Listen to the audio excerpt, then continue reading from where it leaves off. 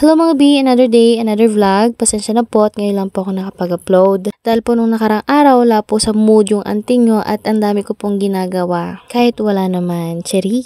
Ha? Bakit? May sakit yung ading niya. Sinong ading mo? Si Princess? Tapos, ako magbili-bili. Ay ka magbabantay sa kanya.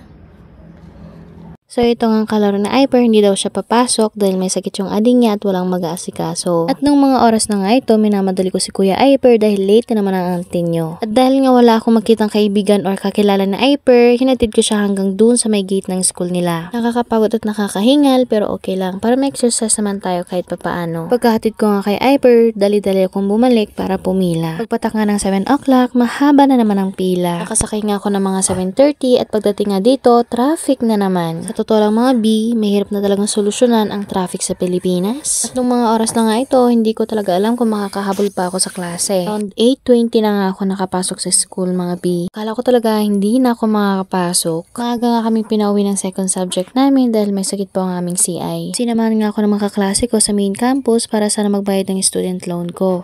Pero ang nangyari, kinausap nga ako na pwede ko daw bayaran yung student loan ko pag graduation na. Kaya naman yung 8K na dapat ibabayad ko, binayad ko muna sa tuition fee. Nagpiling ante. Pagkatapos nga bumili ni Rowena ng tinapay niya, nag-uusap tong dalawa kung saan kami kakain ng lunch. At sinuggest ko nga po na doon kami sa may malapit sa school kasi ang kainan doon, murang-mura lang. Mga na 70 pesos lang, meet to meet na yun. Pagkatapos namin kumain, umuwi muna ako at dumaan nga muna ulit ako dito sa kumari ko kasi magpapalit oras pa ako habang hinihintay ang labasan nila Kuya Hyper. Pagkatapos ko nga makipagchismisan, sinundo ko na si Hyper sa school nila. May kinakawayan nga dyan si Kuya Hyper at nung pagtingin ko, si lola niya pala.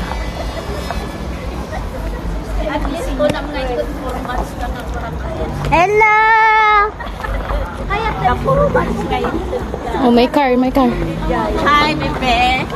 Gusto nga ang Hyper ang ko. Baho mo.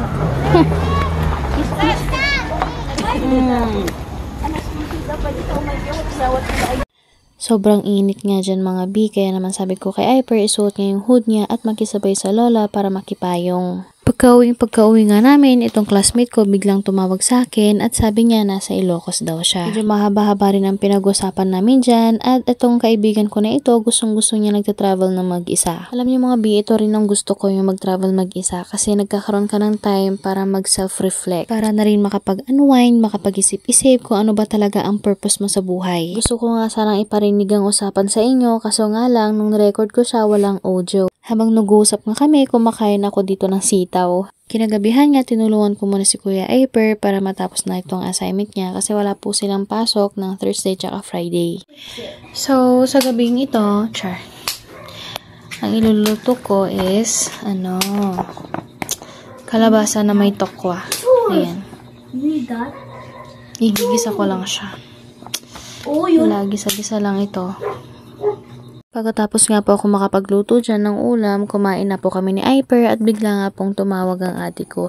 Yes, siya po ang aking ate. Kanina ko pa nga po iniisip kung anong pinag-usapan namin dyan pero hindi ko na po talaga maalala. Iba na talaga pag tumatanda. Pagkatapos nga po namin kumain, binuhat ko muna itong si Baby Chef. At dahil late po ako nakapagluto ng dinner, late na po kami matutulog. That's all for today. Bye!